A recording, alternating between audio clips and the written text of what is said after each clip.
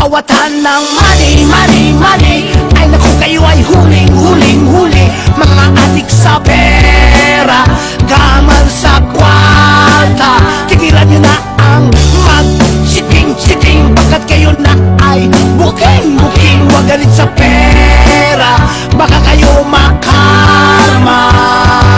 Yeah, lagi na lang nako-compromise, kahit gusto pa ng extra rice.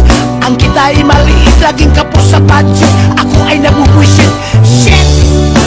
Bakit pa tayo'y naghihirap habang ang iba'y nagpapasarap?